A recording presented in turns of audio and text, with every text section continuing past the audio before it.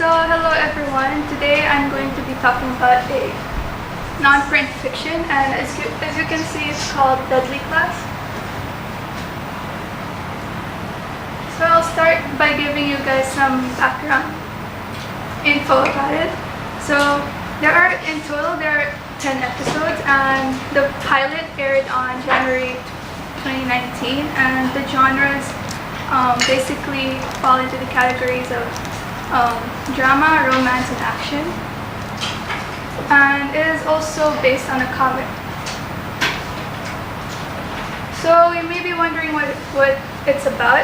So basically the plot revolves around this guy over here called Marcus. So in the beginning, Marcus is this homeless orphan who lives on the streets, and he's being chased by police because people think that he burnt down the orphanage he used to live in. So because of this, he earns like a reputation that he's like a murderer. And then the principal of an assassin's school finds out about this, and he decides to accept Marcus into that school. So after that, we learn more about Marcus's life in that school. There are a couple of things I liked about this drama. The first one is the female representation. So basically, female representation means that how women are portrayed, or how much importance is given to women in an industry. For example, this is the filming industry. I was glad to see that there were different women of color representing different characters, and there were also, usually in a typical drama, there's like one or two important main female characters, but then in this drama there were more than that. So I was glad to see different women taking up different characters. So over here you can recognize this is Lana Condor. You may know her from the Netflix movie called To All the Boys I've Loved Before. So yeah. So another thing that I really liked was the fusion of animation and filming. As I mentioned before, this drama is based off on a comic. So what they did was like they took the drawings from that comic and animated them and used them to, for example, there were some scenes where like each character were telling their past, and all those, while they were telling it, their stories were told in animation form.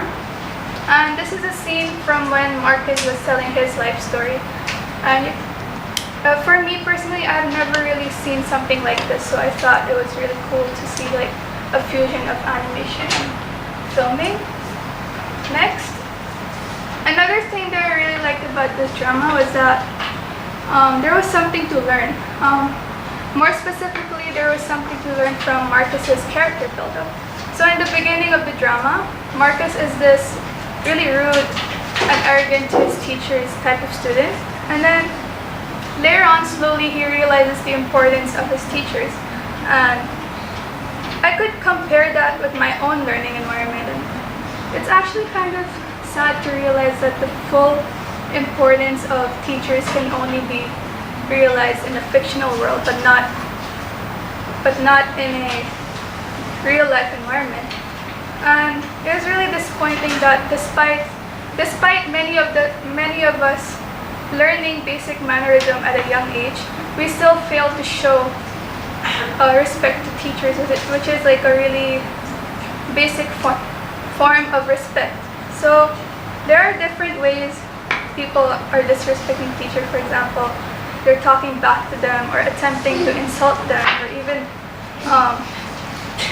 interrupting them with opinions that are unasked for. So I feel like I'm going to conclude that by saying that some of us really need to watch this to learn a lesson, as well as to others I would recommend it because you can enjoy the creative aspect of this drama and see what I enjoy. So that's all for my part. Any questions?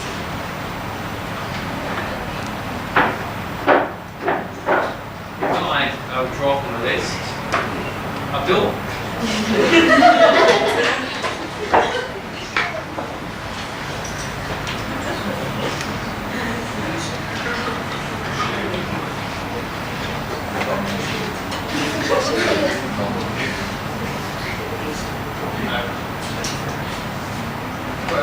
then Angelica.